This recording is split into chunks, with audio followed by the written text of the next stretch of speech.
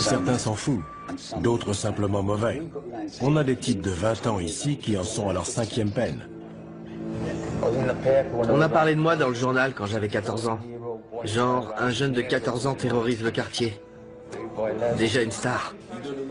Si le mec nous file pas la thune, on le torture d'abord. Genre un coup de marteau dans la tête ou on lui brûle les orteils au chalumeau. Après, s'il a vu notre visage, on est obligé de le tuer. S'ils n'ont pas bien conscience des règles, on leur dit non et ils se retournent en disant « je vais t'éclater ». Vous allez faire quoi? Vous allez faire quoi? Tout peut arriver. On peut être là en train de parler à un détenu et la seconde d'après, il y en a un qui se prend une queue de billard dans la tête. Hein? Vous allez faire quoi? Bienvenue en enfer. Mettez-le à terre! La prison d'Aylesbury, dans le Buckinghamshire, abrite les criminels parmi les plus dangereux de Grande-Bretagne. Ouf ça. On y croise des meurtriers, des violeurs, des malfrats et des pédophiles. Le plus effrayant, c'est que les plus âgés d'entre eux ont tout juste 21 ans. Un détenu sur 5 purge ici une peine à perpétuité ou d'une durée indéterminée pour protéger la société compte tenu de la gravité de leurs crimes. Pour garder le contrôle de la situation, les surveillants doivent faire preuve d'une vigilance permanente. Les chaussures? Mais ils doivent également aider ces jeunes à reconstruire leur vie brisée. Ils ne sont pas faciles à gérer. La plupart purgent de longues peines pour des crimes assez sérieux. Il faut tout reprendre à zéro. C'est difficile. On leur a appris qu'ils pouvaient faire tout ce qu'ils voulaient. Après s'être attirés des ennuis et s'être retrouvés devant la justice, ils atterrissent ici et on essaie de corriger ce que leur famille ou leurs amis leur ont enseigné. Certains nous poseront toujours des problèmes.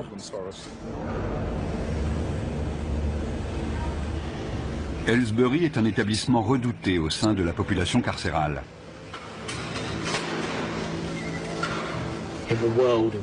Chez les détenus, la légende veut que Aylesbury soit la pire prison du monde.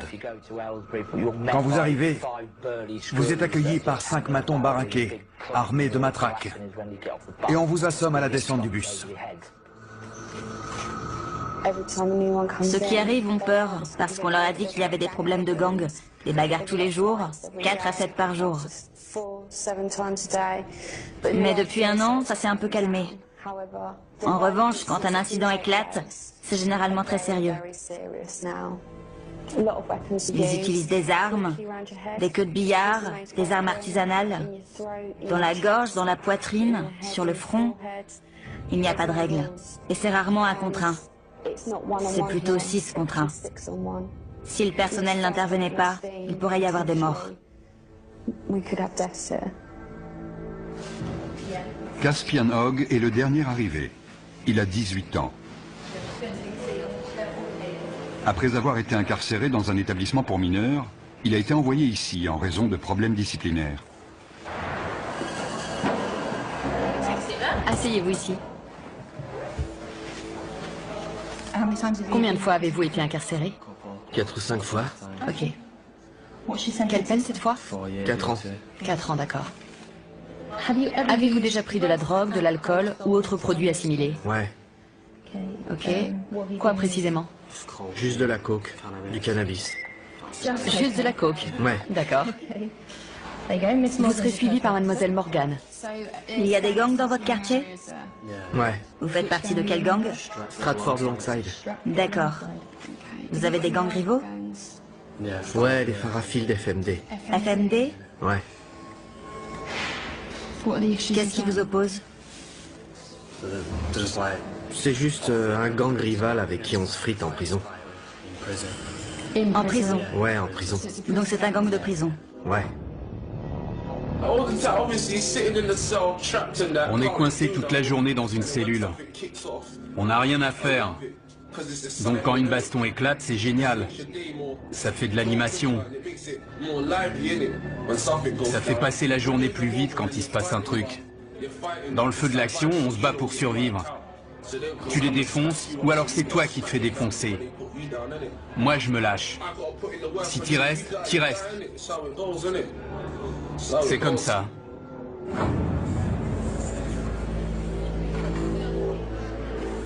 On a des membres de gangs venus de Liverpool, de Birmingham, de Londres, et ils sont tous rivaux.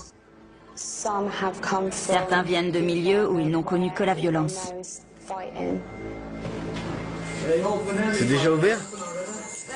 Oui, c'est déjà ouvert. Les radiateurs devraient être éteints ce soir. Je sais, il fait un peu chaud. Je peux poser mes affaires de douche? C'est un nouveau lieu, un nouvel environnement. Les 24 premières heures sont les plus explosives. On s'assure qu'ils ont tout ce qu'il leur faut et qu'ils sont bien installés pour leur première nuit.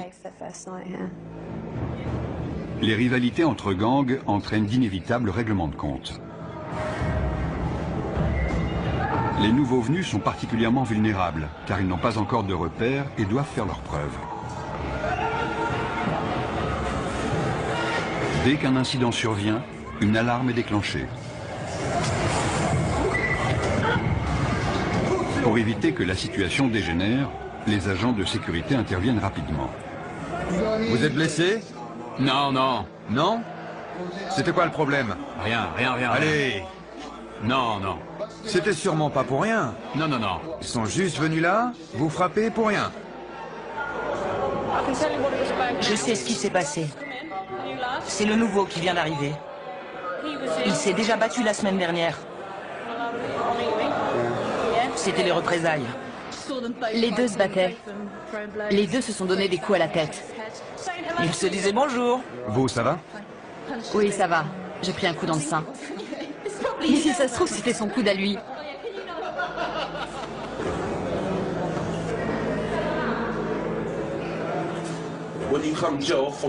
Quand on vient de la rue et qu'on arrive en prison, c'est encore plus violent que dans la rue, parce que tous les mecs de la rue sont réunis au même endroit. C'est pire. J'ai grandi au milieu de la violence et j'aimais pas vraiment ça, mais en maison de redressement, on voit beaucoup de violence, alors on s'habitue. Et puis on finit même par aimer ça. Si je te connais, si je sais avec quel gang tu traînes, dès que je te vois, je t'éclate. Et si je sais que t'as planté un de mes potes, je te fais la même chose. Donc vous surveillez constamment les nouvelles arrivées dans votre bâtiment. Ouais. Ils en ont mis dans l'LC, juste à côté. Si je les croise, je les défonce direct. C'est clair. Le quotidien en prison, c'est pas la joie. Vous pouvez être le mec le plus balèze avec la plus grosse réputation, il faut quand même surveiller vos arrières. On est tout le temps parano, tu vois. On est sur nos gardes tout le temps, on surveille les autres. On est tous des criminels ici. Comme je l'ai dit, des fois mon but c'est de faire mal à quelqu'un. Des fois je me réveille le matin et je suis pas d'humeur pour ça. Sérieux. Et des fois je me dis que je vais lui mettre la raclée de sa vie. Elle me dit quelle différence ça fait. Je sais qu'il me reste que 10 mois à tirer, mais autant aller lui régler son compte. Au cours de leur période d'intégration, avant d'être installés, on propose aux détenus de travailler ou de suivre des cours. Ceux qui acceptent pourront passer plus de temps dans les espaces communs. Il n'y a que 3 surveillants à cet étage et jusqu'à 50 détenus peuvent sortir de leur cellule. C'est le moment dangereux de la journée. Il faut rester très vigilant. On peut avoir tendance à se relâcher parce que 90% d'entre eux sont très corrects. Mais il faut se méfier, c'est notre boulot. La situation peut dégénérer à tout moment. Caspian et 2 nouveaux arrivants ont forcé le passage pour s'introduire dans une cellule.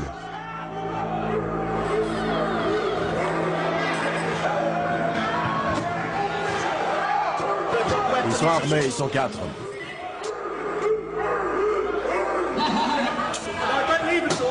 Les détenus ont barricadé la porte.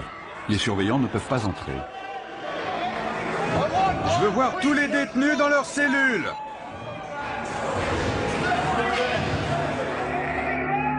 Le directeur de la prison est informé que 3 nouveaux arrivants ont pris un détenu en otage dans l'aile C. Apparemment, il y aurait 4 détenus dans la cellule. Dont un otage. Ils sont 4, dont un otage.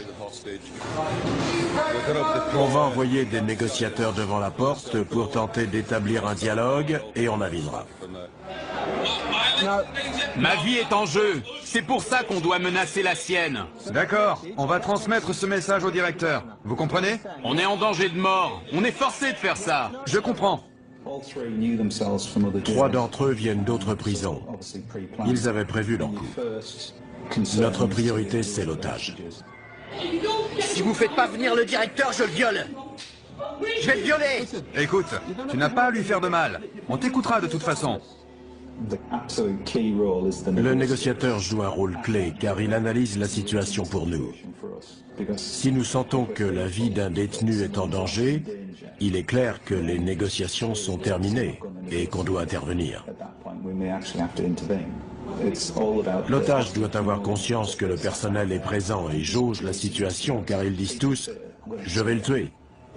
Mais est-ce qu'ils veulent vraiment le faire? J'aime pas cette prison, c'est tout. Je l'aime pas. T'es pas le seul.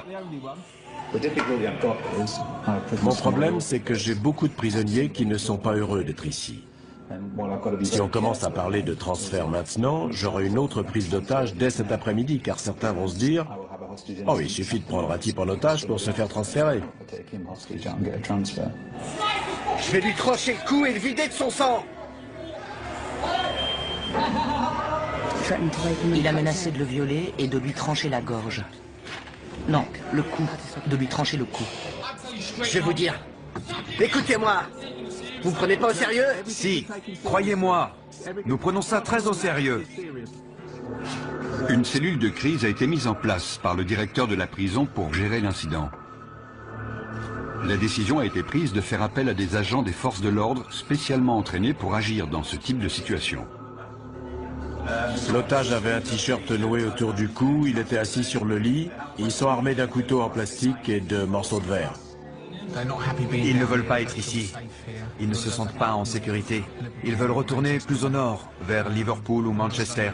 Il y en a un qui est arrivé hier, un autre il y a 9 jours. Ils viennent tous du même coin. Ils se sentent menacés par les gars de Londres. Et ils en ont assez. L'équipe d'intervention de la prison se prépare à intervenir au cas où la situation dégénérerait. La prise d'otage dure depuis 2 heures. Jason Harper passe le relais à un autre négociateur qui va poursuivre la discussion avec les preneurs d'otages. Écoutez-moi, d'accord? Je ne vais pas vous mentir. Je vous ai dit tout ce que je savais. La température de 40 degrés n'arrange pas la situation. Il s'est effondré au sol. L'otage a perdu conscience. Tournez-le sur le côté.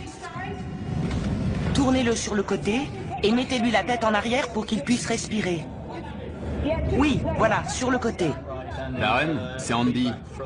Julie vient de me dire que l'otage avait perdu connaissance. Il est allongé au sol, elle leur a expliqué la position latérale de sécurité. Le directeur est mis au courant de la situation. Il ordonne le déploiement de son équipe d'intervention pour porter secours à la victime.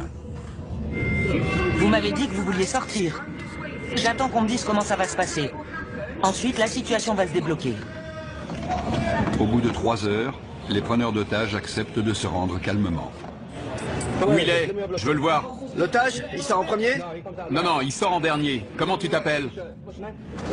Caspian. Les mains sur la tête. Sors calmement, par ici. Caspian Hogg, l'initiateur de cette prise d'otage, est conduit vers le quartier disciplinaire. Le détenu qui est arrivé hier venait déjà du quartier disciplinaire de son précédent établissement. Il est connu pour des faits de violence, d'agression de personnel, de port d'armes, de barricades. Il a tout fait. Il vient du nord du pays. Il a beaucoup d'influence sur les autres et il s'en est servi. Mais on est formé pour ces situations, donc ça va aller. On va descendre au quartier disciplinaire pour une fouille intégrale. Je suis le responsable, donc j'y participerai. Chacun sera tenu à l'isolement en attendant qu'une punition soit décidée. Nous sommes responsables des détenus les plus problématiques de l'établissement. S'ils enfreignent les règles ou s'ils présentent un risque pour les autres ou pour l'établissement, ils sont envoyés au quartier disciplinaire pour une période donnée. Notre priorité, c'est de calmer les prisonniers énervés et de leur faire entendre raison. Il faut aussi qu'on soit attentif à tout comportement potentiellement violent. Hé, Caspid! T'as réussi? J'y suis presque, mon pote! Presque! Beaucoup m'ont dit qu'ils avaient essayé de travailler et d'être de bons citoyens, et qu'ils avaient trouvé ça trop difficile. Mais ils sont très jeunes, vous savez. Les détenus seront punis pour les dommages qu'ils sont en train de commettre. Je suis resté trop sage. J'étais stressé.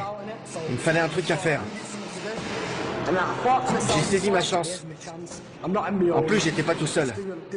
Le gamin qu'on a pris en otage, c'est le seul de toute l'aile que j'aime pas. Alors je me suis dit que j'allais me le faire. Mais on lui a pas fait mal, on lui a rien fait. Ils m'ont frappé au visage et dans les côtes, en me traînant avec eux. Ensuite, l'un d'eux m'a attrapé par derrière et m'a fait asseoir sur le lit. Il me tenait comme s'il voulait me briser la nuque. Les deux autres frappaient la porte avec des boules de billard dans des chaussettes. Ils ont cassé ma télé et ils m'ont mis des bouts de verre sous la gorge. Ils ont dit qu'ils allaient me la trancher. Ensuite, ils m'ont dit de me déshabiller complètement et ils ont dit qu'ils allaient me violer. Qu'est-ce qui s'est passé? Rien, rien. Ils disent qu'on a pris un mec en otage et qu'on l'a agressé dans sa propre cellule. Ils ont appelé la police et on est à l'isolement pour l'instant. Vous dites que vous ne l'avez pas pris en otage? Non, on a juste barricadé la porte, c'est tout. J'ai toutes ces pensées qui ont défilé dans ma tête. Je ne savais pas si j'allais en sortir vivant. Je connaissais pas ces mecs. C'était le truc le plus flippant de ma vie. Pourquoi vous avez fait ça? Franchement, j'ai pas eu de visite depuis 6 mois, depuis qu'ils m'ont mis ici. J'essaie de retourner dans le Nord. Il n'y a que des mecs de Londres ici, je veux retourner chez moi. C'est pas ma prison, je veux être dans une prison de chez moi. Je suis tombé dans les pommes. Je me souviens juste qu'ils étaient en panique. Ils croyaient qu'ils m'avaient tué. Si on continue les conneries, si on agresse les surveillants, ils nous transféreront. Ça va, Liam? Ouais, et vous? Pas trop mal. J'ai connu des jours meilleurs.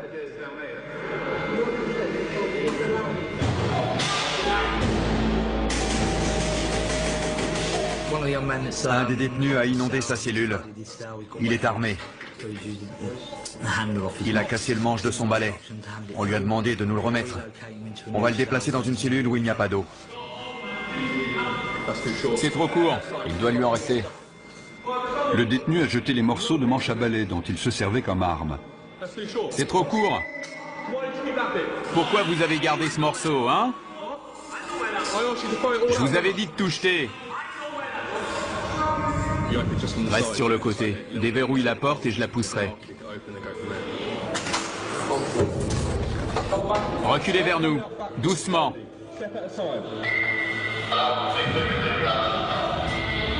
Ne vous retournez pas. Restez face au mur. Le détenu n'a pas obéi et s'est retourné. À partir du moment où on ouvre la porte, les négociations sont terminées. Soit il se rend, soit on intervient. Arrêtez de bouger. Si vous faites pas ce que je vous dis, on devra de nouveau vous immobiliser. C'est compris? Ouais. Super, allez, debout. Tu lui maintiens la tête pendant qu'on le lève. Vous avez entendu? On tourne. On utilise la force que quand c'est nécessaire et de manière proportionnée, mais ça fait forcément mal. Fouille intégrale. Il va maintenant être fouillé intégralement au cas où il aurait dissimulé une arme.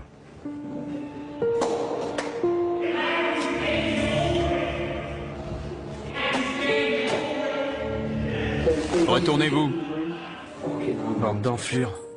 Vous avez des réclamations à faire sur la façon dont on vous a traité? Non, non, ça va. Non? D'accord. Je vais vous demander de réfléchir aux conséquences de vos actes.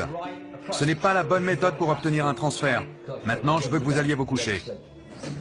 Clé. Nous devons les garder dans le quartier disciplinaire pendant un certain temps. Sinon, les autres vont se dire qu'ils peuvent prendre des otages quand ils veulent pour obtenir un transfert.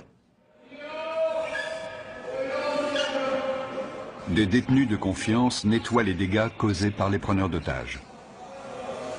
J'ai choisi la voie la plus facile. J'essaye de rendre cette peine la moins désagréable possible. On a le choix. Si tu fais le con, tu te retrouves à l'isolement tout seul sans télé, ça craint. Les détenus exemplaires participent au fonctionnement de la prison, ce qui leur permet de passer plus de temps en dehors de leur cellule. Josh est responsable de la lessive dans le quartier disciplinaire. Ça pue.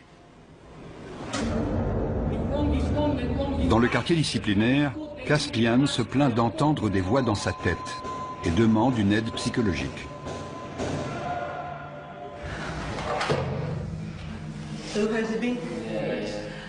Je dois déterminer si vous êtes du genre manipulateur. Manipulateur? Si vous aimez titiller les gens et les énerver pour prendre l'avantage. Non, sérieux. Je risque de vous poser des questions qui vont vous énerver. Ouais. Vous avez le droit d'être en colère. Ce que vous n'avez pas le droit de faire, c'est être violent. Mais je suis un type violent, madame. Regardez mon dossier. Depuis mes 11 ans, je suis traîné de foyer en foyer et je suis incontrôlable. À 11 ans, j'ai arraché le torse d'un type avec mes dents. J'ai mordu une meuf à l'oreille. On a toujours dû me maîtriser. J'ai toujours le même sentiment. Je me dis que mon destin, c'est de tuer quelqu'un. Et la perspective de sortir d'ici, de commettre un tel acte, et de revenir en prison pour une peine à perpétuité, ne vous dérange pas? Ça dépend. Quand je pète les plombs, ça me dérange pas. Je m'en fous. Je pense pas que je suis un taré. Mais si on m'aide pas maintenant, je vais finir par le devenir. Je ne suis pas convaincu à 100% qu'il souffre de troubles mentaux. Il souffre de troubles émotionnels, ça c'est sûr. Car non seulement il a des pensées violentes, beaucoup de gens en ont, ce n'est pas idéal, mais ce n'est pas un drame, mais il prend plaisir à être violent, ce qui alimente ses pensées et ses fantasmes. Je pense que son comportement pourrait le conduire au meurtre.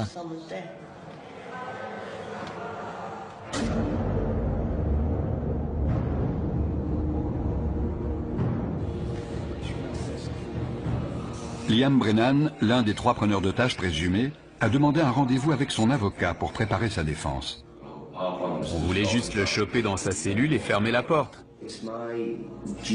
Mon rôle n'est pas de minimiser le délit, mais d'essayer de comprendre pourquoi et comment c'est arrivé, et quelle a été ton implication. Tu ne peux pas dire, c'est pas moi, j'ai rien fait. Ça, il te croira jamais. Écoute, différentes peines sont envisageables. J'espère que le juge optera pour des jours supplémentaires. J'ai pas le droit à l'erreur. J'avais pas parlé à ma femme et à mon gosse depuis 1 an. Elle m'a recontacté il y a quelques jours et je lui ai dit que je sortirais le 11 décembre. Les services pénitentiaires ont décidé de ne pas poursuivre Liam. Il se retrouve donc en commission de discipline. Asseyez-vous, monsieur Brennan. Je suis juge, je n'ai aucun lien avec cet établissement, vous comprenez? Oui. Vous êtes représenté par monsieur Ahmad, c'est exact? Oui, monsieur le juge. Pouvez-vous vous identifier, s'il vous plaît? Jason Harper. Vous serez le témoin de cette affaire? Oui. Il est dit que le 29 mai, vous avez retenu une personne contre son gré. Coupable ou non coupable? Non coupable. Monsieur Ahmad? Qu'avez-vous vu monsieur Brennan faire exactement? Il a passé beaucoup de temps à la porte avec moi pour m'expliquer leurs intentions. Je ne veux pas parler à votre place, mais si je comprends bien, il n'a pas menacé ni brutalisé d'une quelconque façon la victime. C'est exact. Lorsque vous étiez dans la cellule, avez-vous exprimé clairement votre désir de coopérer avec... Vous orientez l'accusé. Oui, monsieur le juge. Ne le faites plus. Vous connaissez la loi et la notion de complicité. C'est comme le chauffeur du véhicule qui attend les braqueurs de banque.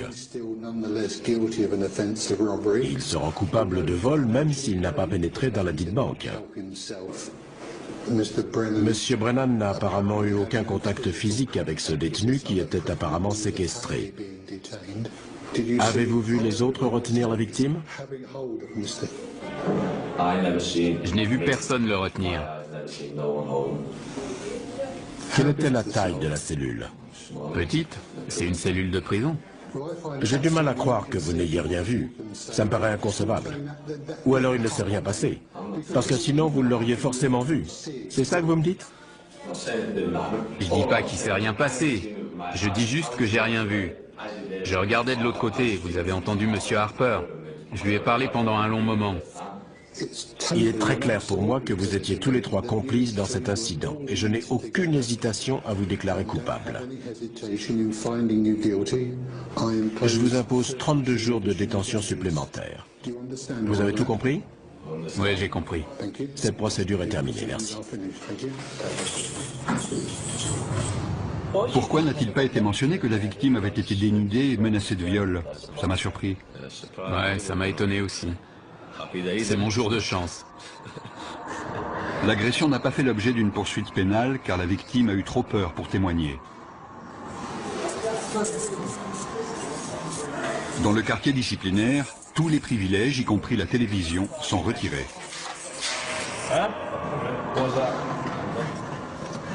Brennan refuse de retourner dans sa cellule, à moins qu'on lui apporte une télévision pour qu'il puisse suivre le match de foot Angleterre-Ukraine. Je ne vous entends pas. Vous savez quoi? Quoi? Je suis coincé ici 2 semaines sans télé, donc je m'en fous de m'attirer des ennuis. Liam, je ne veux pas que vous restiez ici plus longtemps que nécessaire, car vous êtes quelqu'un de bien. C'est vrai. Je peux vous proposer des activités, de la peinture, ou alors vous pouvez demander des cours. Moi? Demander des cours? J'ai pas suivi de cours depuis mes 11 ans, demander des cours? J'ai pas envie de me pendre. Michel Morris parvient enfin à convaincre Brennan de rejoindre sa cellule. Pour sa participation à la prise d'otage, Caspian est condamné à 38 jours de détention supplémentaire. Caspian, c'est votre dernière chance d'obtempérer. J'ai dit non. Les surveillants tentent de le raisonner, mais il refuse de retourner dans sa cellule. Il sera envoyé dans le quartier disciplinaire jusqu'à ce que le directeur estime qu'il est capable de rejoindre les autres détenus. Caspian, si tu ne suis pas nos instructions, on t'immobilisera de nouveau. D'accord? Personne n'est au-dessus du système. Il y a des règles, des procédures, des lois à suivre, que vous soyez un détenu ou un surveillant. Personne n'est au-dessus de ça. Debout. Debout. Caspian, par ici. Il n'y a qu'à l'extérieur qu'on peut considérer ces jeunes de 18 ans comme des adultes. Beaucoup n'ont pas la maturité d'un adulte. Ils sont très influençables et peuvent s'attirer des ennuis. Entre là-dedans. Je vais demander à l'infirmière de venir te voir. S'ils me remettent avec les autres, je vais vous dire la vérité. Je vais faire mal à quelqu'un. Sérieux, je déconne pas. S'ils me remettent là-bas, je vais choper un de ces connards et je vais le défoncer comme il faut. Je suis sérieux. J'ai l'impression d'avoir une double personnalité. Tout m'énerve, tout le monde m'énerve. J'aimerais parler à quelqu'un, mais j'ai la tête en vrac. J'ai l'impression qu'elle est énorme. Tellement de trucs là-dedans, je me sens vraiment en colère. Je suis en rogne. Il y a certains détenus que je n'aimerais pas voir libérés avant très longtemps. Parfois, on travaille avec eux simplement pour les aider à gérer le fait qu'ils sont en prison. Mais je n'ai jamais rencontré de détenu que je ne pensais pas pouvoir aider à répondre à son environnement de façon plus positive.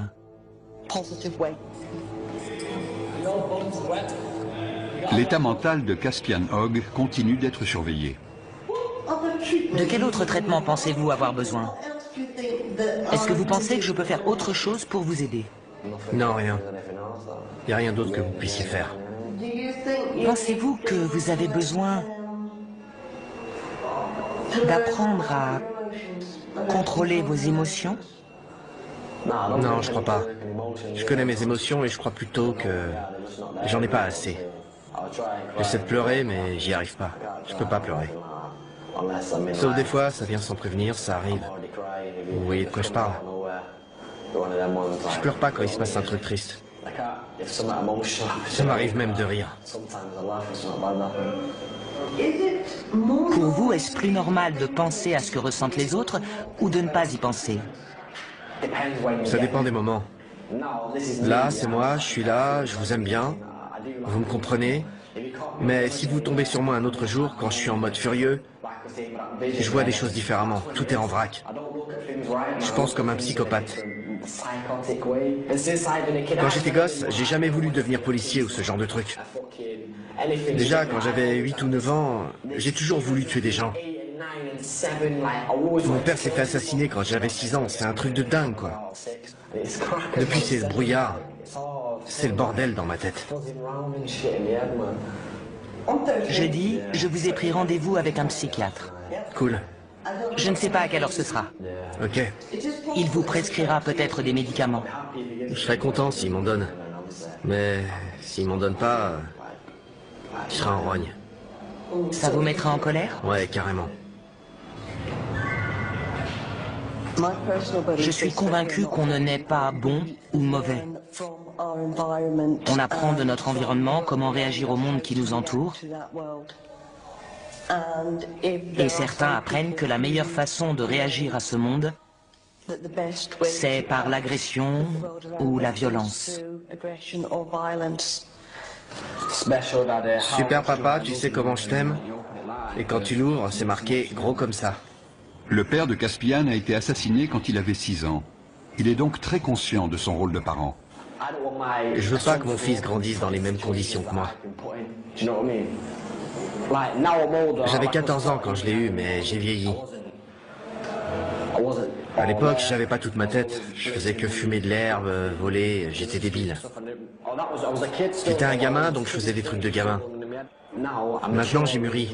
Il faut que je prenne mes responsabilités pour mon fils. Je veux qu'il aille à l'école pour qu'il soit intelligent. Je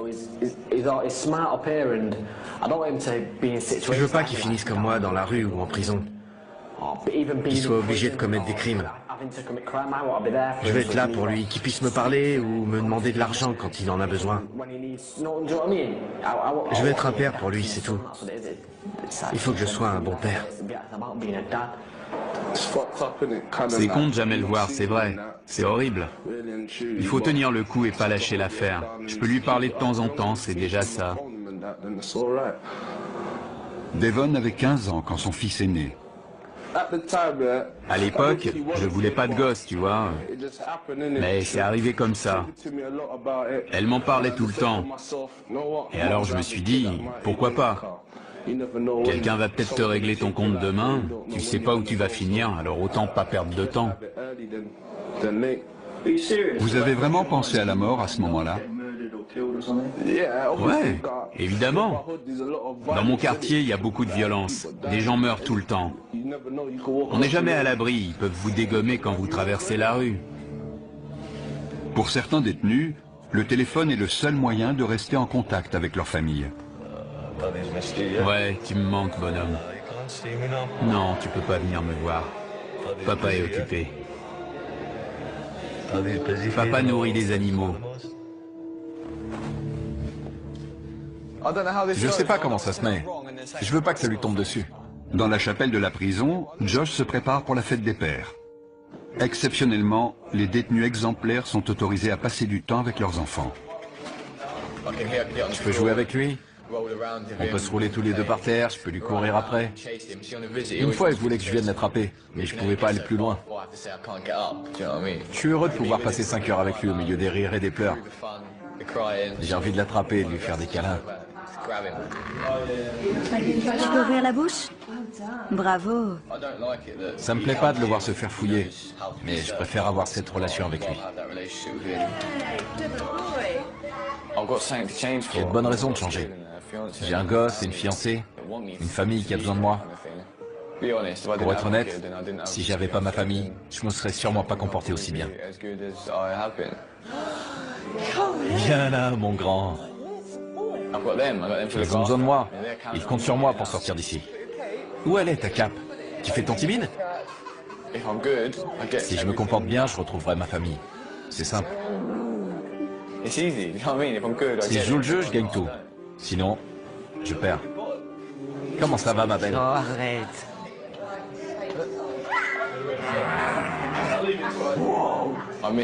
J'ai manqué ses premiers pas, ses premiers mots. La première fois qu'il a tapé dans un ballon, je ne l'ai jamais emmené au parc. Je ne l'ai jamais réveillé de sa sieste. Maintenant, il va sur les toilettes, il me dit qu'il est grand. C'est toutes ces petites choses. J'ai tout manqué. Je veux être là pour le border le soir, pour me réveiller avec lui. La nuit, il vient dormir avec sa maman. Je veux être là quand il fait ça.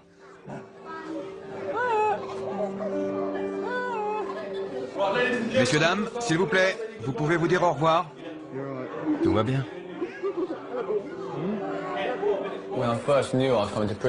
Quand j'ai su que j'allais en prison, je pensais qu'elle allait m'oublier. J'avais 18 ans et on était ensemble depuis 2 ans et demi. C'est un vrai test pour des adolescents, de rester fidèles et loyaux. Quand on est en prison, on ne pense qu'à ça. Il faut pouvoir compter sur quelqu'un de confiance pour traverser ça. Sinon, on craque. Je pourrais être là toutes les nuits à imaginer qu'elle me trompe. À plus. Je t'aime.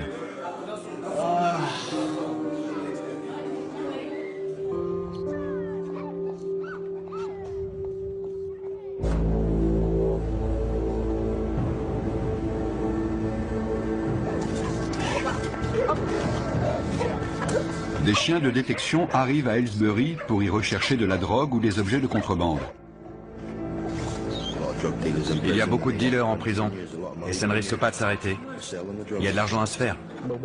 Les téléphones portables sont aussi un problème sérieux. C'est pour ça que les chiens sont capables de les trouver. Ils peuvent être utilisés pour planifier des évasions ou tout autre type d'événement. On fouille des cellules tous les jours. Et tous les jours, on trouve des choses. Sortez de votre cellule. Quand ils voient les chiens, certains se précipitent pour cacher leur matériel. On demande aux détenus de sortir de leur cellule pour que les chiens puissent travailler tranquillement. C'est n'importe quoi, il va renifler partout. Comment savez-vous qu'il a trouvé quelque chose? Il s'immobilise et pose son nez sur l'endroit concerné. Si c'est hors d'atteinte, il reste assis et regarde dans la direction de l'objet.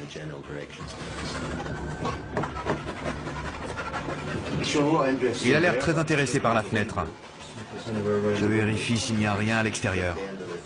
Il a peut-être senti une odeur de joint qui venait de la rue. Il reste concentré sur la zone autour de la fenêtre et du lit. J'étais en train de pioncer et ils amènent un chien dans ma cellule pour renifler partout. C'est n'importe quoi. Notre équipe fouille la cellule pour essayer de trouver ce que le chien a senti. Il semblait concentré sur une zone en particulier, donc c'est là qu'on fouille en premier. J'espère qu'on va trouver quelque chose. Les chiens poursuivent leur inspection des cellules. Ça sent dès qu'on ouvre. Il a fumé dans sa cellule, c'est sûr. Le chien va nous dire si la drogue est encore là. Oui, ça sent. Il y a de la drogue et des téléphones partout dans la prison. Avant, tout le monde planquait ça dans le meuble de l'évier en retirant les vis avec un coupe-ongle ou un truc dans le genre. Je vous en dirai pas plus. Avec un téléphone, on peut appeler qui on veut, envoyer des textos, parler à sa chérie le soir, vous voyez ce que je veux dire. On peut dire ce qu'on veut, gérer ses affaires, son fric, tout ça. Vous avez déjà eu un téléphone ici? Ouais, mais c'est trop de pression. On devient parano. Ils finiront toujours par le trouver. La première fois, on est là, ouais, ils le trouveront jamais. On se croit le plus fort, et puis ils finissent par en trouver un chez un mec, et là, tu peux être sûr qu'ils vont le faire parler. La semaine d'après, boum, un autre passe à table. On n'est jamais tranquille parce qu'ils savent tout ce qui se passe ici. Ils cachent parfois leurs affaires au fond de leur poubelle. Ils croient qu'on va pas les fouiller parce que c'est dégoûtant. Des cartes SIM, des téléphones, il y a tout. On a toujours un cran de retard parce que dès qu'on trouve quelque chose, ils cherchent une autre cachette. Une antenne cassée, ça peut servir d'arme. Il en a plus besoin, on l'apprend. Ils aiment regarder des images, évidemment. Je veux pas savoir ce qu'il fait avec ça.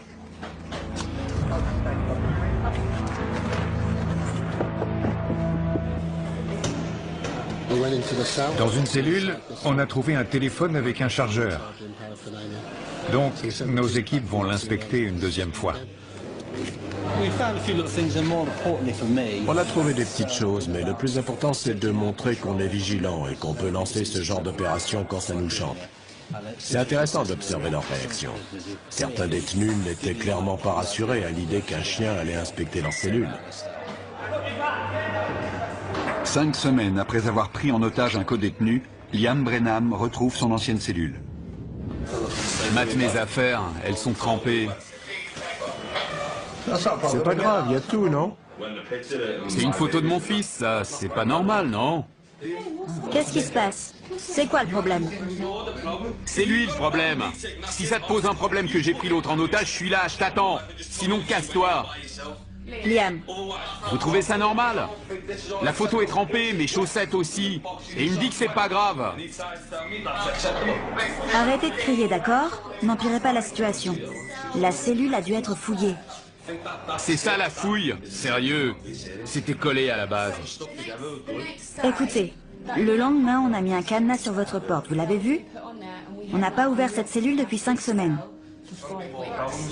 Et alors, c'est ma faute peut-être? Je n'étais pas là. Je ne sais pas comment ça s'est passé. Mais est-ce que ça vaut vraiment le coup de vous attirer encore des ennuis? Non. Vous ne croyez pas? Non, mais ça m'énerve qu'ils me disent ça.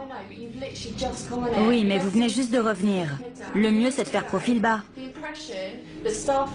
Tout ce que les surveillants de cette aile savent de vous, c'est que vous avez pris un codétenu en otage et que vous avez causé des problèmes pendant votre isolement. C'est la seule image qu'ils ont de vous, vous comprenez? Vous en avez conscience? Ouais. Ils n'arrêtent pas de dire que les surveillants leur manquent de respect. Mais ce sont eux qui sont grossiers avec nous, qui nous manquent de respect et qui voudraient qu'on prenne des pincettes avec eux. Comme s'ils étaient des gosses à qui on devait apprendre les règles de la prison. Ils ont entre 18 et 20 ans, ils sont censés être adultes et savoir rester respectueux. Un bon comportement peut permettre aux détenus d'être transférés plus près de leur domicile. Quand j'ai Tasha au téléphone, j'entends les mouettes derrière elle. Quand je serai transféré, elle sera tout près de moi. On partagera le même ciel, on sera au même endroit, on entendra les mêmes choses. C'est comme si je rentrais déjà chez moi. Josh va purger le reste de sa peine à proximité des siens. Soucieux de contrôler ses pulsions violentes et de rentrer chez lui, Caspian a accepté de prendre des antipsychotiques. Ça calme ce qui se passe dans ma tête. Et ça marche? Ouais, dans un sens. Mais c'est pas génial. Je me réveille le matin, il y a des taches de baffe sur le drap. J'ai même pas d'oreiller, j'ai carrément oublié. Est-ce que vous vous sentez mieux? Est-ce que ça a calmé vos pensées? Ouais, les pensées ont disparu, mais le problème, c'est l'état dans lequel ça vous met. J'aime bien être un peu défoncé, mais là, j'ai l'impression d'être un zombie, tu vois. Genre, un taré sous médoc. Le mec complètement à la masse. C'est pas bon, ça. Les fantasmes, les pensées violentes, Les désirs de meurtre et de notoriété liés à ces meurtres ont grandement diminué. Il a même expliqué qu'il avait parfois la tête vide. J'aimerais maintenant travailler avec lui pour qu'il essaie de comprendre ce qui se passait dans sa tête et qu'il sache où demander de l'aide si ses pensées venaient à ressurgir.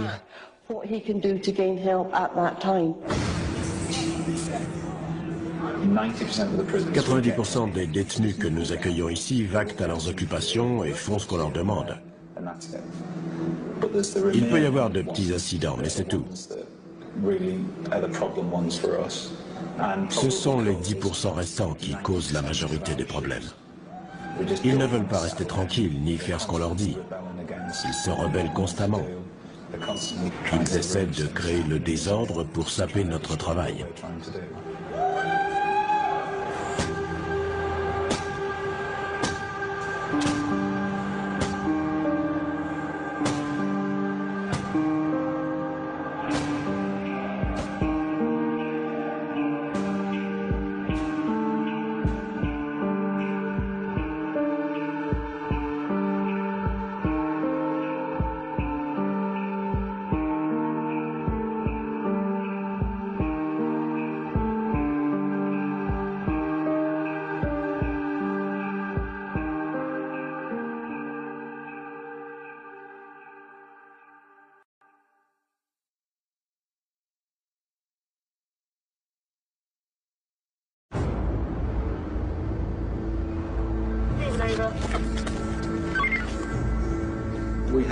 Certains de ces jeunes ont commis des crimes si atroces qu'ils ne sortiront probablement jamais.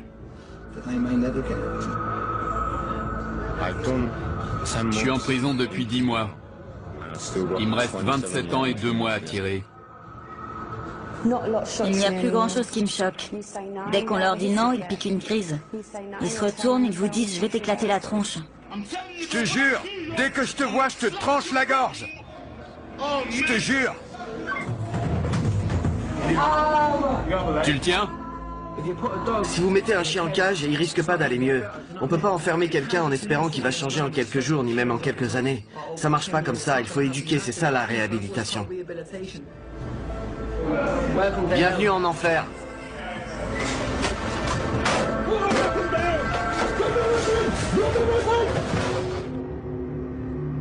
Le personnel de la prison d'Aylesbury est chargé d'encadrer des jeunes de 18 à 21 ans, parmi les plus dangereux et les plus imprévisibles d'Angleterre.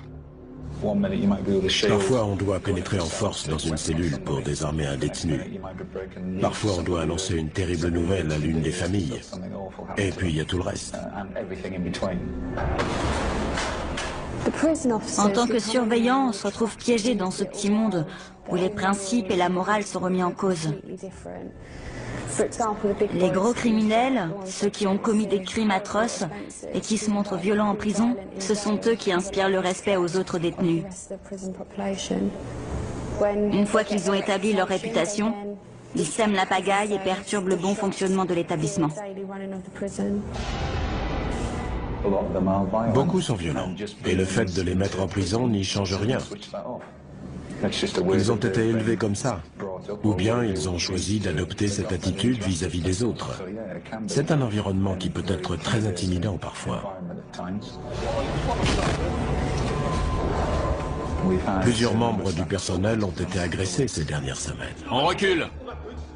Ce détenu vient d'agresser un surveillant après avoir refusé d'obéir à un ordre. Vous pouvez vous lever. L'agresseur est conduit directement au quartier disciplinaire. Qui effectue la fouille? Si tu n'obéis pas, je vais leur demander de t'attacher et on t'enlèvera tes vêtements nous-mêmes. Le détenu refuse de retirer ses vêtements qui pourraient contenir des traces d'ADN prouvant l'agression. Ils n'obtempèrent pas toujours.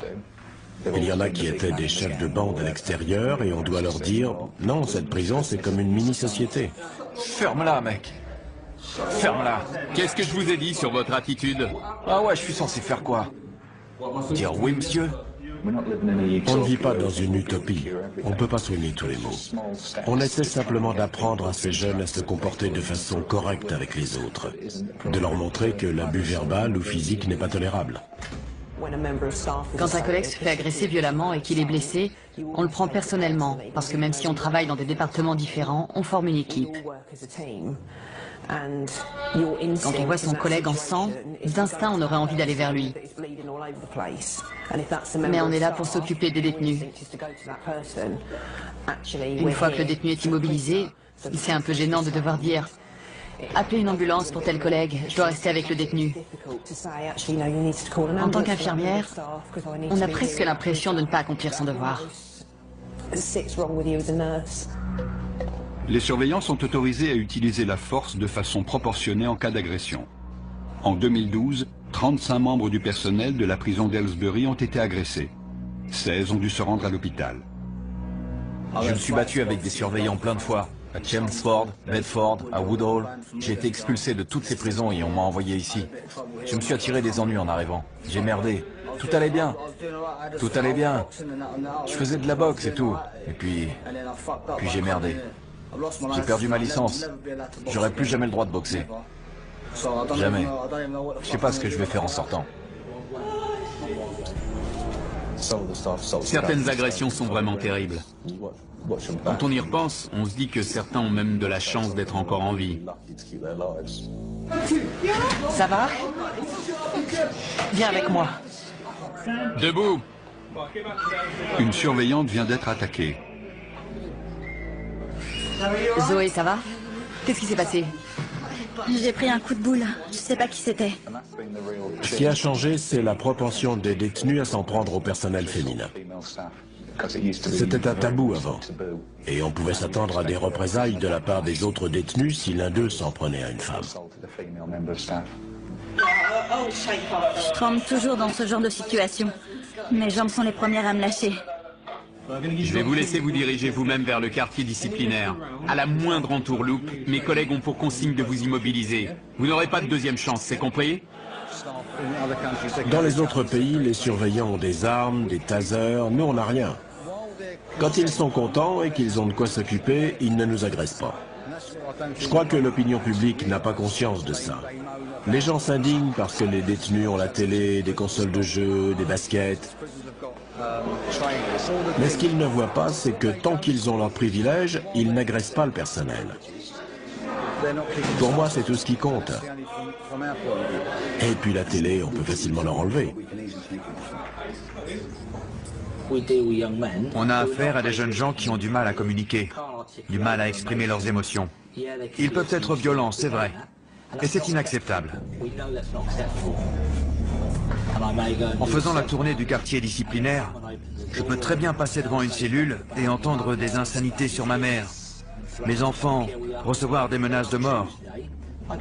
Mais si j'y retourne le lendemain plein de rancune, plein d'agressivité, en demandant des comptes, comment est-ce que je peux établir un dialogue? Les surveillants ne doivent pas seulement faire face aux violences envers leurs collègues. Ce détenu a tenté de se pendre. Assez, ça suffit. Arrêtez. Une fois le nœud coupé, les surveillants doivent attacher Ryan Buckley pour l'empêcher de se blesser. Mettez-le à terre. Aujourd'hui, notre rôle de surveillant consiste principalement à nous occuper de ces jeunes. Mes collègues et moi, on a passé beaucoup de temps à parler avec ce gamin, mais là, il n'y a rien à faire. Il ne veut rien entendre et il a des tendances assez inquiétantes. Ryan, je veux juste regarder votre cou. C'est bon, j'ai rien. Vous voulez pas discuter un peu? Ryan, laissez l'infirmière vous examiner une seconde. Je vais bien. Sûr? Je veux juste jeter un œil, après je vous laisse tranquille. Calmez-vous et je reviens vous voir pour discuter. Vous êtes blessé? Non. On joue un jeu très dangereux. Ryan peut avoir des pensées très violentes et il peut craquer à tout moment. Il vient d'essayer de se pendre et on a été obligé de le maîtriser. Dans l'état où il est, je crois qu'il se fiche de tout. Ryan sort dans 12 mois et je suis inquiet pour lui. Il faut qu'on l'aide à traverser cette période difficile. Il est sous surveillance 24 heures sur 24, mais je ne sais pas si c'est la solution. Les détenus considérés comme suicidaires sont surveillés de près. Quand je le vois pleurer comme ça, mon instinct maternel prend le dessus. Je me dis qu'il aurait simplement besoin qu'on le prenne dans ses bras et qu'on lui dise que ça va aller. Il a sûrement une mère. Vous voulez bien me parler, Ryan? Suite à sa tentative de suicide, les surveillants ont à cœur d'empêcher toute récidive de Ryan.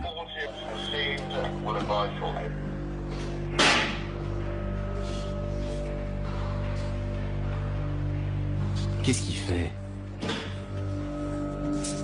Il va s'asseoir dessus.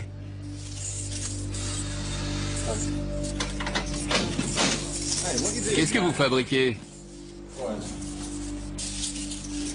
Ryan, vous voulez bien descendre, s'il vous plaît? Ne tombez pas, je vais avoir la commission de sécurité sur le dos. Ça me rappelle une scène de sueur froide, vous l'avez vu? Il faut me dire ce qui ne va pas. Votre comportement est inquiétant. Qu'est-ce que vous ressentez? Vous êtes heureux? Triste? C'est l'enfer. J'en ai marre de cette vie de merde. Vous avez essayé de vous étrangler avec vos lacets. On va donc procéder à une évaluation des risques et on va retirer les objets avec lesquels vous pourriez vous faire du mal. D'accord? Laissez l'infirmière vous examiner rapidement. Je veux juste jeter un œil, Ryan. Calmez-vous et je reviens vous voir pour discuter. Je vais bien. Sûr? Vous êtes blessé? Non.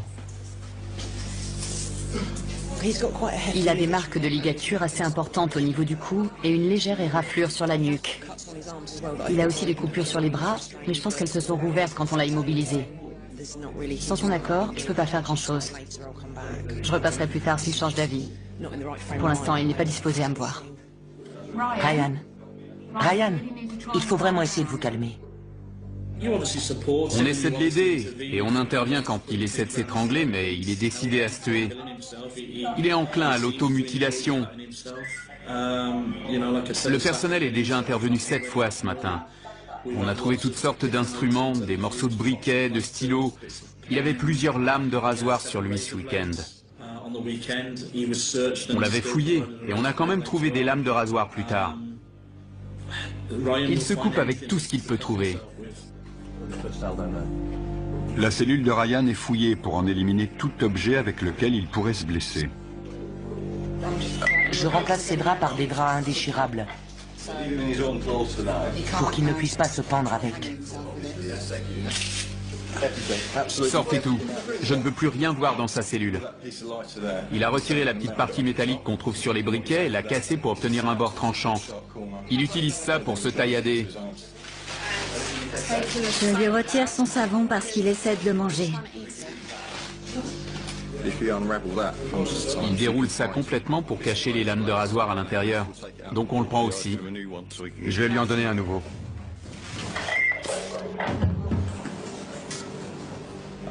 On lui a pris ses draps et ses lacets de chaussures. Donc là, il n'a plus rien.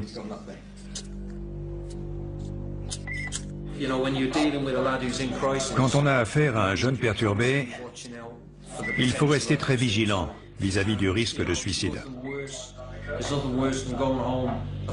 Il n'y a rien de pire que de partir à 5 heures le soir, de souhaiter bon courage à tout le monde en souriant, après une bonne journée, et de revenir le lendemain pour apprendre que tel détenu s'est pendu.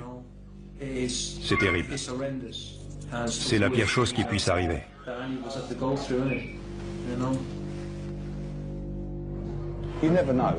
On ne peut jamais prévoir ce qui va se passer, et on voit des choses assez horribles. J'ai dû détacher une vingtaine de détenus qui essayaient de se pendre. Pour l'un d'eux, c'était trop tard. Il faut apprendre à encaisser. Il faut encaisser et oublier vite. Sinon, ça vous torture l'esprit et vous ne pouvez plus venir travailler. Ça peut vous rendre fou.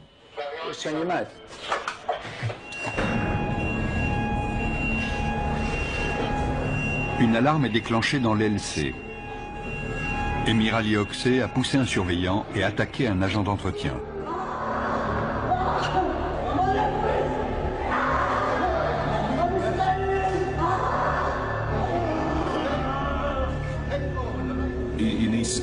Il faut qu'il se calme. S'il continue comme ça, il ne sortira jamais de prison. J'ai eu l'occasion d'apprendre à le connaître et je pense que si quelqu'un peut l'aider, c'est moi. Mon poignet! Mon poignet! C'est un garçon sympathique en réalité. Mais il a un côté sombre. C'est un peu Dr. Jekyll et Mr. Hyde. Il bout de l'intérieur, ses yeux sont exorbités. On peut voir la rage qu'il habite. Il n'arrive plus à se contrôler. Il a beaucoup de force, il est très athlétique. Et il pourrait démolir n'importe quoi, peu importe qui se trouve sur son chemin. Même si ses parents débarquaient, ça ne suffirait pas à le calmer quand il est dans cet état.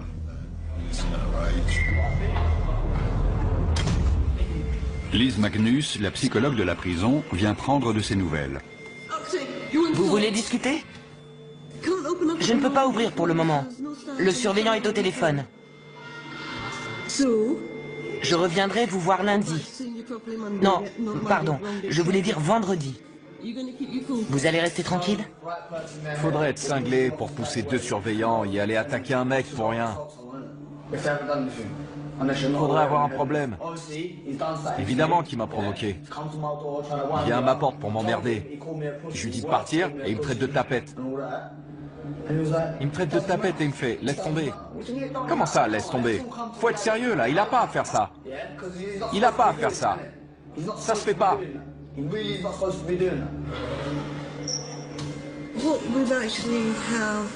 Le comportement d'Emir Ali ne fait qu'empirer. On a déjà eu des incidents violents avec lui et il a déjà passé pas mal de temps en quartier disciplinaire, mais jusque-là, il avait simplement dégradé du matériel. C'est la première fois qu'il s'en prend directement à un membre du personnel. Il l'a déjà fait dans d'autres établissements. Mais ici, à Aylesbury, c'est la première fois. Il a reconnu les faits quand je lui ai parlé. Et il m'a dit que son but était d'être transféré dans une autre prison.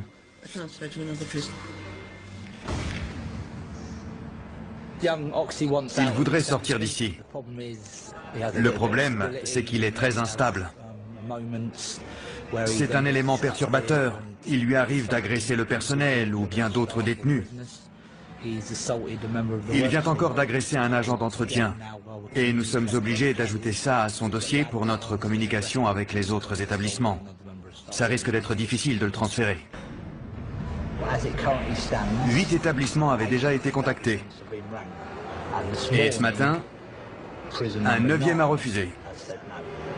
Vous vous rendez compte? Ça fait 9 prisons qui veulent pas me prendre. Personne ne veut de vous? Écoutez, je préfère être direct. Ils nous disent pourquoi on le prendrait. Il a l'air intenable. Il y a un fusible dans votre petite tête qui saute un peu trop rapidement. Et il faut absolument que vous changiez ça. Ouais. Allez, à plus tard. Oxey, encore 1 minute et je t'envoie à la douche.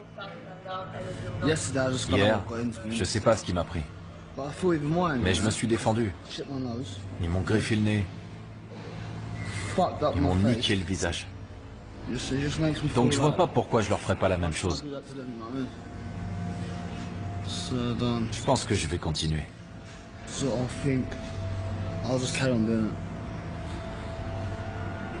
Je vais continuer comme ça. Je vais pas leur faciliter la tâche. C'est tout.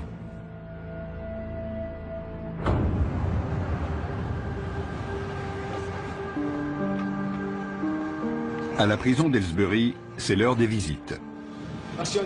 Les visites, c'est le moment que j'attends le plus. On n'a pas grand-chose à espérer ici à part ça. On est enfermé 15 heures par jour.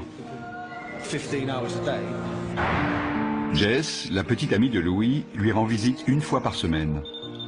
Vous avez un soutien-gorge à armature? Oui. On peut pas faire grand-chose pendant les visites. Les bisous et les câlins, ça me suffit, tu vois. Je suis content qu'elle vienne me voir, ça me rend heureux. Quand je sortirai, on pourra se retrouver au lit, tu vois. J'ai plus que 9 mois à tirer.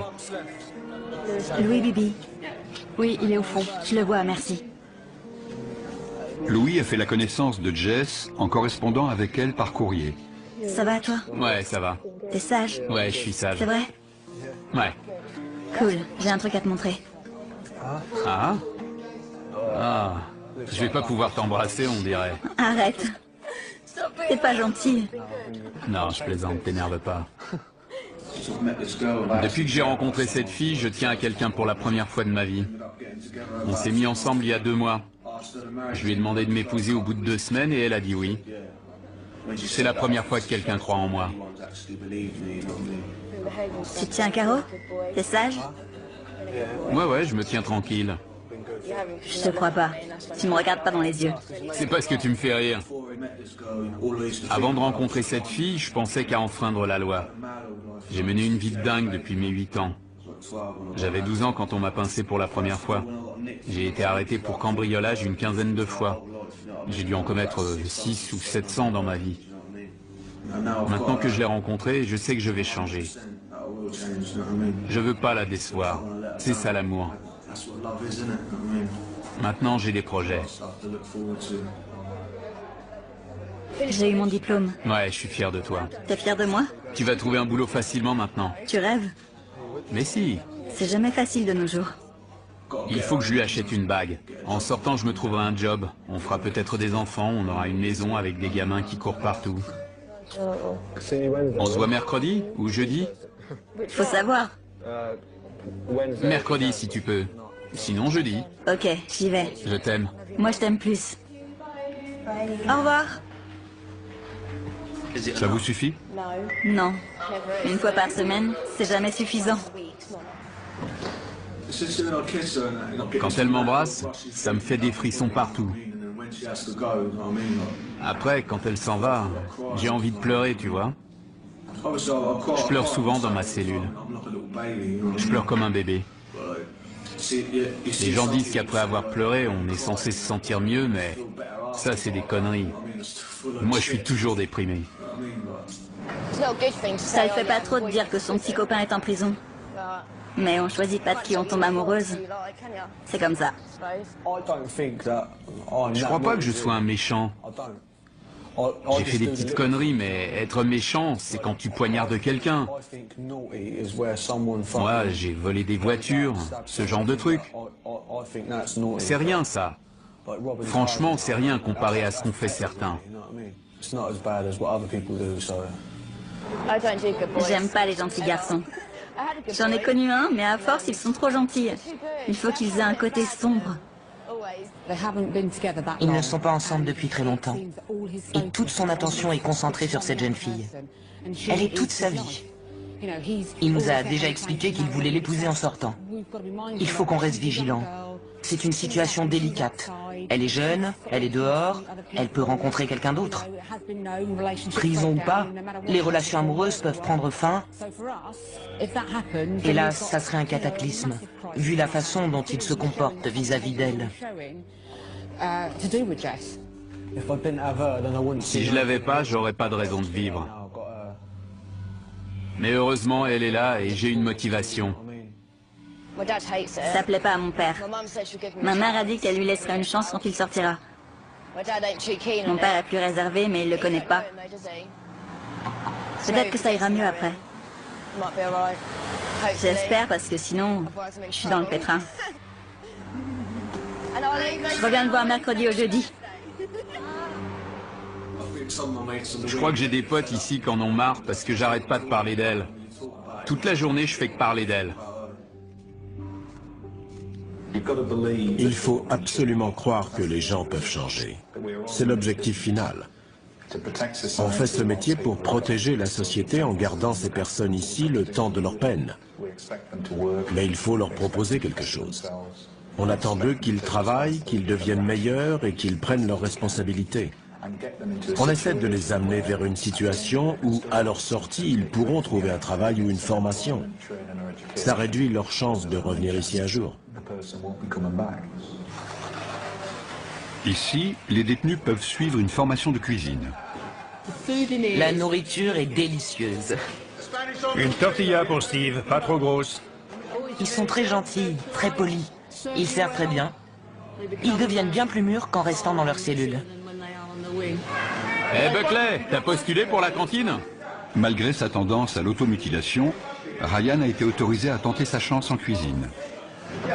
Ouais, je me sens beaucoup mieux maintenant que j'ai ce boulot. Je commence en bas de l'échelle, mais ça me gêne pas. Ça m'occupe. En cuisine, il y a plein d'instruments que les détenus suicidaires peuvent cacher sur eux pour les ramener dans leurs cellules. Il faut que je sois très vigilant et que je le suive de près pour qu'il n'ait pas l'occasion de prendre quoi que ce soit. Mais si on le traite bien, il devrait répondre de manière positive. On lui donne l'opportunité de faire le bon choix. En 2 semaines, il a rempli tous les objectifs que je lui avais fixés, ce qui lui a permis de décrocher le meilleur job de la cuisine, plongeur. Tu nettoies tous les plateaux, je vais te chercher les autres si tu veux. Ok.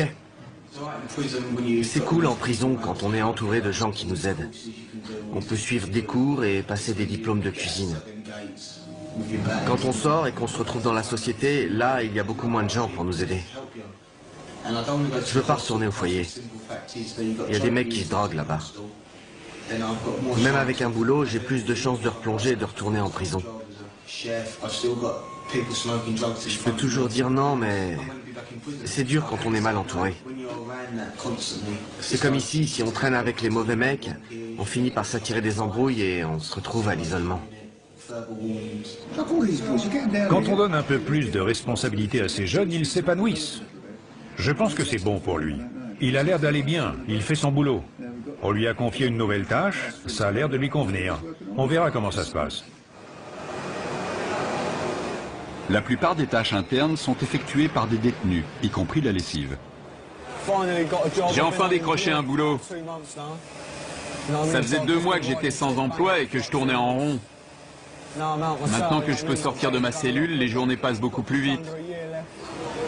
Il me reste un peu moins d'1 an à tirer. Alors je vais rester tranquille et penser à ce qui m'attend quand je sortirai. Avant, je cambriolais des maisons, c'est tout ce que je faisais. J'ai jamais été à la fac, tu vois, donc... j'ai jamais vraiment bossé. What kind of positive can rise from a tragedy? If this is what a negative can do, feels like my neck is in a noose from my ties to Her Majesty. Trying to stay alive with no strategy, just trying to survive for my sanity. Heard bash and stun should both, but they're like a pussy's already deprived my anatomy. Tu peux normaliser cette piste? Les détenus dotés d'un talent musical ont l'opportunité de s'exprimer. Je rappais déjà avant d'être en prison, mais je prenais pas vraiment ça au sérieux. J'étais capable de balancer 2 ou 3 rimes, mais c'est tout. Je faisais pas ça sérieusement.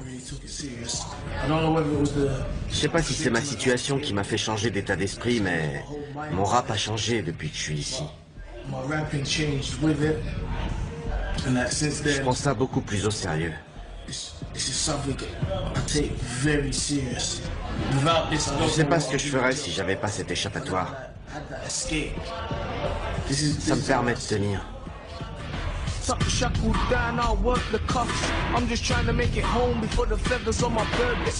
Condamné à perpétuité, Kenny Cornwall exprime souvent sa frustration en dégradant le matériel de la prison. Je crois qu'on l'a contrarié et il a pété les plombs. Il a dit « si je peux pas jouer, personne joue ». Et il a arraché le tapis de la table de billard. Les autres ne vont pas être contents, ils n'ont plus rien à faire, c'est affreux. Les 2 tables sont hors d'usage. Et on n'a rien pour remplacer. On avait 2 tables pour l'aile principale et on n'en a plus. Qu'est-ce qui s'est passé? Vous avez cassé quelque chose? Quel débile. Il a les jetons alors, il a dégradé les tables pour partir à l'isolement, ce con. C'était juste pour ça. Les autres ne vont pas être très contents d'apprendre ce qu'il a fait. Il n'est plus en sécurité ici, je ne peux pas le laisser se balader. On va l'envoyer au quartier disciplinaire, c'est ce qu'il voulait.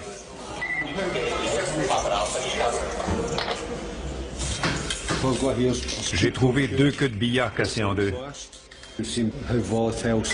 Certains détenus sont très lunatiques et peuvent vite s'énerver. Donc il faut être vigilant et bien vérifier qu'il ne manque rien pour que personne ne soit blessé avec une arme de ce genre.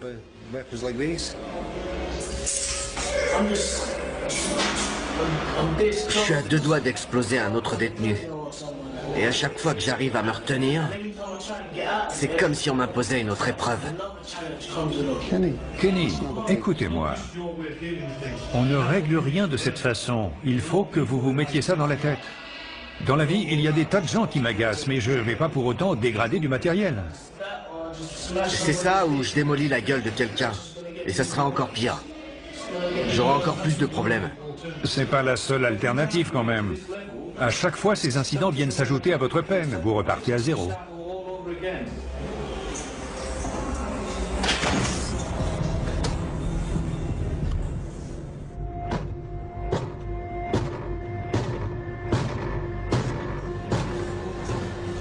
Qu'est-ce qu'il y a, Oxey? Quand qu'on mange? Dans 10 minutes. C'est pour ça que vous tapez dans la porte?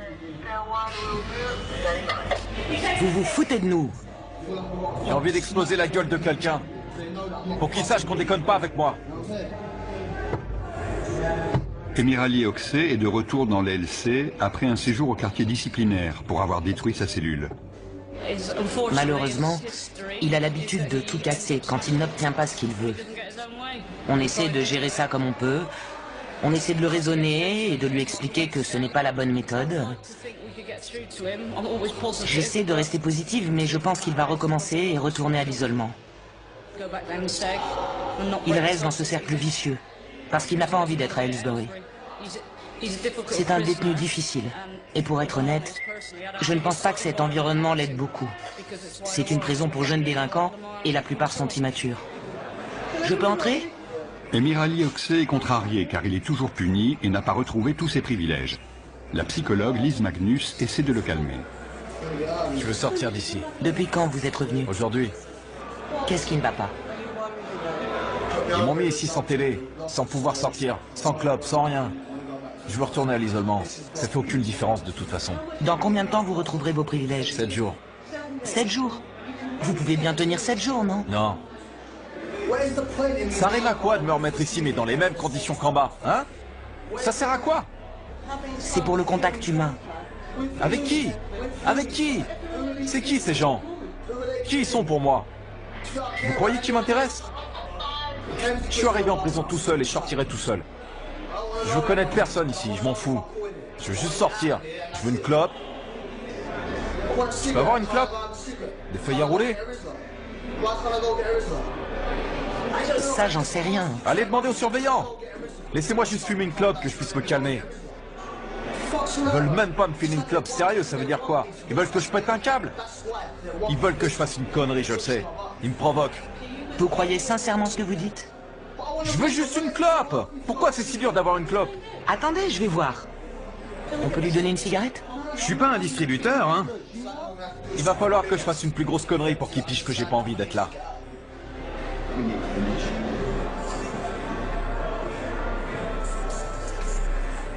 Si ça règle le problème de lui donner une cigarette, pourquoi ne pas lui donner? On peut pas céder au chantage. Tout le week-end, il nous a tannés pour une cigarette. Il a tout détruit à l'isolement.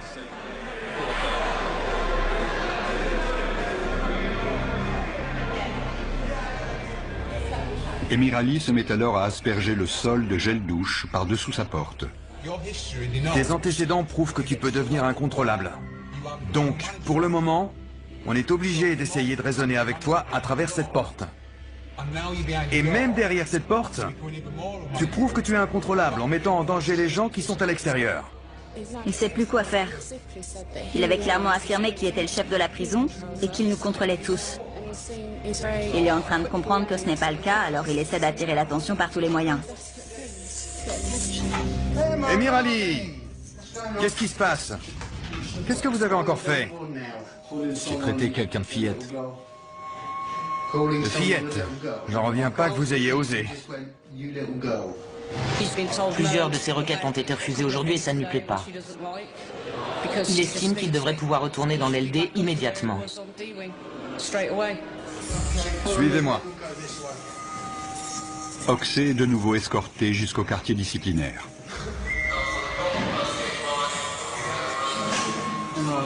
Emirali, comment ça va? Vous avez encore eu des problèmes? Ouais. Il refuse désormais de s'alimenter. Toutes les machines ont besoin de carburant pour fonctionner. Surtout les modèles de sport très performants. Pourquoi vous ne mangez pas? J'ai pas envie. J'ai pas envie de manger. Vous ne savez pas? J'ai pas envie. Est-ce une façon de protester? Donc vous n'avez pas faim? Ouais, voilà, j'ai pas envie de manger. On va essayer de le faire manger. On lui a parlé et il semble que c'est une forme de protestation, mais on verra comment ça évolue. Je le connais. Il aime manger et il fait beaucoup d'exercices, donc il a besoin de force. J'espère que d'ici 3 jours, ça sera passé. Si je mange pas, ils seront obligés de me transférer. C'est simple. C'est le seul moyen. C'est jamais une façon efficace de se faire entendre. L'établissement ne cède pas. Sinon, tout le monde se mettrait à faire des grèves de la faim. Emir Ali, enlevez ça que je puisse entrer. Emir Ali continue ses provocations. Il a détérioré sa cellule et bouché ses toilettes. Dans 3 ans, vous vous voyez où? Toujours ici. Toujours ici. D'accord. Comment décririez-vous la prison? C'est de la merde. Quelle est la chose que vous avez pour vous en ce moment? Quel est votre point fort dans la vie? Ce que vous avez pour vous, c'est que vous êtes jeune. Vous pouvez encore changer. Vous pouvez sortir d'ici. Vous aurez quoi? 23 ans en sortant? Imaginons que vous viviez jusqu'à 70 ans. Ça vous laisse encore 43 ans, soit en prison, soit dehors. C'est vous qui avez décidé de venir ici. Et c'est à vous de décider si vous voulez sortir. Je suis un emmerdeur, hein. C'est vrai. Vous aimez votre mère? Ah ouais, évidemment. La prochaine fois que vous verrez votre mère, demandez-lui à quoi elle pense le soir en se couchant et le matin en se levant. La réponse, ce sera vous. Combien de vos anciens potes sont passés voir votre mère pour lui demander si elle avait besoin de quelque chose? Aucun. Donc moi, si j'étais vous, en sortant d'ici, dans 3 ans, quand je croiserai mes potes dans la rue, je leur dirais d'aller se faire foutre. On peut réhabiliter certains détenus. On sait que certains ne reviendront pas ici. Malheureusement, la majorité d'entre eux vont revenir. Ils ont grandi dans des quartiers pauvres. Ils n'ont aucune éducation. Ils n'ont pas de travail. Quand ils sortent, il n'y a pas de travail pour eux. Il n'y a pas de boulot pour des jeunes gens sans éducation et encore moins pour ceux qui sortent de prison et qui n'ont rien fait pendant 3 ou 4 ans. Moins de 36 heures après avoir entamé sa grève de la faim, Emir Ali change d'avis. Pain blanc ou pain complet? Blanc.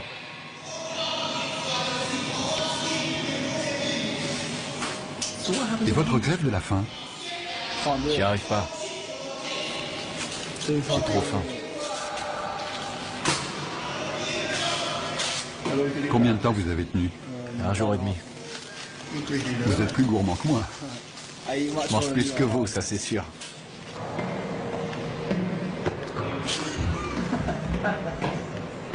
Vous savez, quand je suis arrivé ici, j'étais sans d'esprit.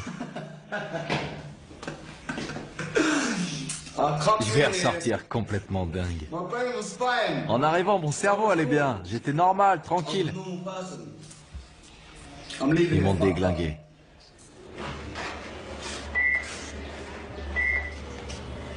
Ryan Buckley n'a pas pu assumer son nouveau travail en cuisine. Il a de nouveau des tendances suicidaires.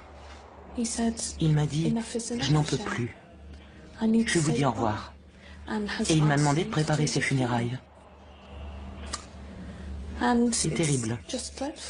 Un jeune homme d'à peine 21 ans qui a toute la vie devant lui et qui a si peur. Il a si peur.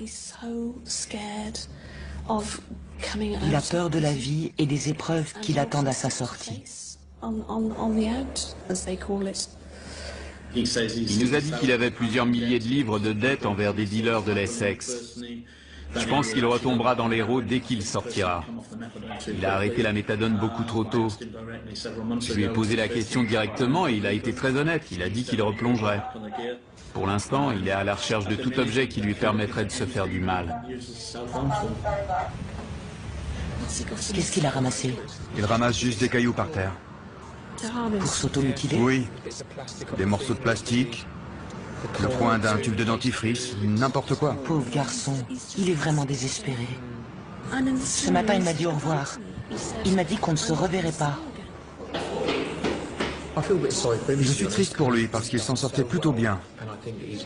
Il a établi de bonnes relations avec les membres du personnel. Et il avait réussi à se faire engager à la cantine. Il avait l'air assez heureux. Et quand il est heureux, on l'est aussi. Notre boulot est plus facile. Le voir revenu à la case départ, c'est triste. On ne veut pas le voir rechuter comme ça. Il retombe dans un cercle vicieux. Elle est partie chercher une infirmière? Malgré une surveillance rapprochée, Ryan a réussi à trouver de quoi se blesser. Ryan, qu'est-ce que vous faites avec le savon? Rien. Ryan. Ryan, donnez-moi le savon. Je sais que vous n'avez pas besoin de moi, mais je vais rester là quand même. Vous le savez sûrement déjà, mais manger du savon, ça ne fera que vous rendre malade. Quand ces jeunes arrivent en prison, c'est comme s'ils cessaient de grandir. S'ils arrivent en prison à 14 ans, ils ne se développent pas socialement au-delà de cet âge. Ils restent bloqués quelques années, et après, ils mûrissent. Je ne sais pas depuis combien de temps Ryan est en prison, mais il est resté très immature. C'est terrible de voir Ryan dans cet état. Il souffre de divers troubles assez complexes. Je ne sais pas si nous sommes les mieux qualifiés pour traiter ces troubles, mais étant donné notre travail et notre expérience, nous faisons du mieux que nous pouvons. Avec quoi vous vous êtes fait ça? Un rasoir. Juste à cette main? Non. Alors où? Ça va. Malheureusement, certains ne supportent pas leur situation et tentent de mettre fin à leur jour. Nous les connaissons bien, car nous sommes leurs parents de substitution. Nous mettons tout en œuvre pour les aider à s'en sortir. Nous avons mis un jeune homme sous surveillance permanente, car le risque d'incident est trop important.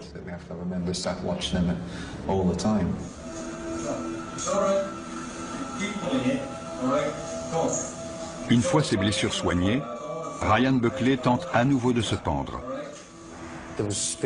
Il y avait de la bave et de la morphe partout. Ça semble radical, mais pour lui retirer son nœud, j'ai été obligé d'enfoncer mes doigts dans la peau de son cou pour pouvoir passer mon couteau de secours. Il avait perdu conscience. Ses lèvres étaient bleues, ses yeux exorbités. C'était une tentative sérieuse. Les gardiens réaniment Ryan et lui sauvent la vie. On doit faire tout ce qu'on peut pour le remettre d'aplomb. Il faut essayer de l'encadrer au mieux pour lui permettre de retourner dans la société sans être un danger ni pour les autres, ni pour lui. Pour l'instant, il faut attendre et voir comment ça va se passer. Dans le quartier disciplinaire, un détenu a décidé de protester par la saleté. Votre alarme est allumée? Qu'est-ce qui se passe? Non, elle est cassée. Elle arrête pas de s'allumer toute seule. Ok, appelez-nous si vous avez besoin de quelque chose. D'accord. Il a jeté des excréments dans le couloir après avoir brisé sa fenêtre d'observation. Je ne supporte pas cette odeur. J'ai besoin de lavande. Dans la cellule voisine, Emirali Oxé a une fois de plus tout saccagé. Cette prison, c'est un vrai trou à rats. Sérieusement, vous avez vu ça? Je sais que c'est les mecs comme nous qui en font un trou à rats. C'est de la faute de la direction. Ils ont qu'à pas nous enfermer comme ça. Si j'ai fait ça, c'est parce qu'ils m'ont bien fait chier l'autre jour. Ils m'ont trop emmerdé. Je prends ma revanche. C'est tout. Je m'en tape. La plupart de ceux qui entament ce genre de protestation par la saleté ne sont pas mentalement dérangés. Ils font ça parce que c'est ce qui cause le plus de répulsion. Et leur but est de faire entendre leur mécontentement de la façon la plus claire possible. Une équipe en tenue de protection intervient pour mettre fin à l'incident et permettre le nettoyage des lieux. Tu crois que tu me fais mal? T'es qu'une lopette! Le détenu est placé dans une cellule spéciale, entièrement vide. Emir Ali, lui, choisit de ne pas résister. Je sais pas ce qu'ils ont dans la tête pour faire ça. Ils doivent avoir des problèmes. Pour faire des trucs pareils. Je comptais vous voir dans la salle de discussion aujourd'hui. Et c'est tombé à l'eau. Je m'arrêterai pas. Qu'est-ce que je peux vous dire pour vous convaincre de ne plus faire ça? Je veux me barrer d'ici. Je sais. Mais vous savez que je ne peux pas faire grand-chose à ce sujet. Je peux être votre porte-parole, c'est tout. Tout le monde ici serait ravi de vous voir partir. Mais qui va vouloir de vous? On doit essayer de leur inculquer beaucoup de choses avant qu'ils ne repartent d'ici. Il faut leur apprendre à s'en sortir en étudiant des cas concrets. Par exemple, si quelqu'un vous propose de la drogue, vous dites quoi? Soyez honnête. Il faut réussir à les convaincre que les choses peuvent changer et qu'une fois dehors, ils auront changé et ils pourront aller de l'avant. J'essaie juste de passer une bonne journée, mais bon. Je sais déjà que ce sera pas le cas. Depuis qu'il est à Aylesbury, Ryan Buckley a passé 220 jours sous surveillance permanente pour sa propre sécurité. Louis Bibi espère s'installer avec sa fiancée, Jess, dès sa sortie. Le refus d'obéissance d'Emir Ali Okseh lui a valu 576 jours de prison supplémentaires.